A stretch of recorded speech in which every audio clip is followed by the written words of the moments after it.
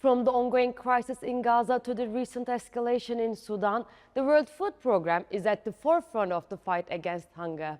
I sat down with Skau, Deputy Executive Director and Chief Operating Officer, to discuss the challenges the WFP faces. We will also take in the critical work they are doing worldwide, including their key partnerships with countries like Turkey in addressing both regional and global food insecurity. I'm Aslı Atbaş, and this is One on One. Skau, thank you so much for joining us today. I would like to start with World Food Programme's global operations. WFP has been instrumental in responding to food insecurity around the world. In your view, what are the most significant challenges the organization faces in scaling its operations to meet the increasing demand for food aid around the world? Well, thank you for having me on. The World Food Programme is the largest UN organization, the largest humanitarian agency in the world, some 23,000 people and a significant budget. But what has happened over the past couple of years is that the needs have really gone through the roof. So 4 years ago, there were about 100 million acutely food insecure in the world. Now there are over 300 million, and our budget is the same as we had 3 years ago. And so really that's the big challenge. How do we manage a tripling of the caseload of people that needs our support with the same budget? But obviously also in addition to that, we have an increasingly complex political environment that we need to navigate. Conflicts are erupting, some conflicts are not ending, and so we are navigating a new world which has unprecedented needs and unprecedented political challenges. Now, speaking of that regional conflicts, WFP has a strong partnership with Turkey. Can you elaborate on how you are working with the Turkish government and local organizations to provide support, and what role Turkey plays in addressing regional food insecurity challenges? Turkey is a very important partner to us. Obviously, the location is important. We do a lot of our procurement of food here in Turkey.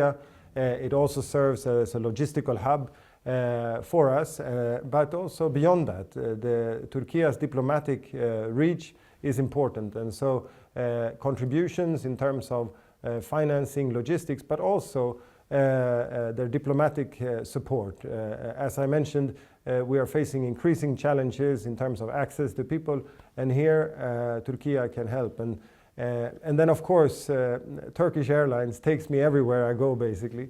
And so Turkey is really a key partner to us.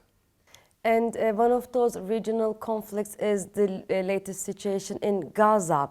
I would like to learn more about that. How is WFP responding to the growing humanitarian needs in Gaza? And what are the immediate priorities for the organization in the region following the recent ceasefire? So WFP was the second largest UN agency in Gaza already before the war, next to UNRWA. Following when the war broke out, we scaled up, and we have been assisting more than 1 million people monthly in Gaza with food assistance. Obviously, it's been very difficult to have access, both getting inside, but also to be distributing.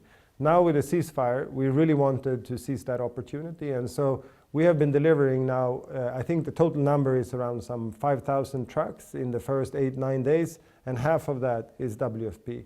We're also supporting UNRWA. Much of the food actually for UNRWA comes from Turkey, and we are helping to facilitate transport for that food to UNRWA.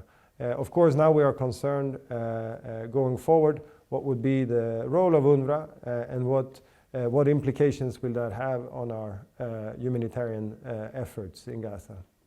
And can you provide an overview of the current humanitarian challenges facing Africa and how they have evolved in recent years?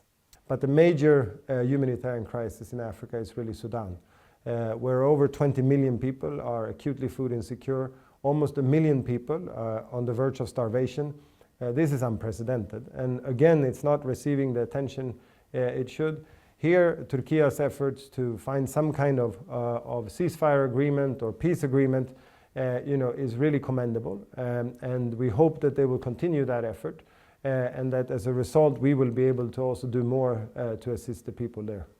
Skau, thank you so much for talking to TRT World. Thank you.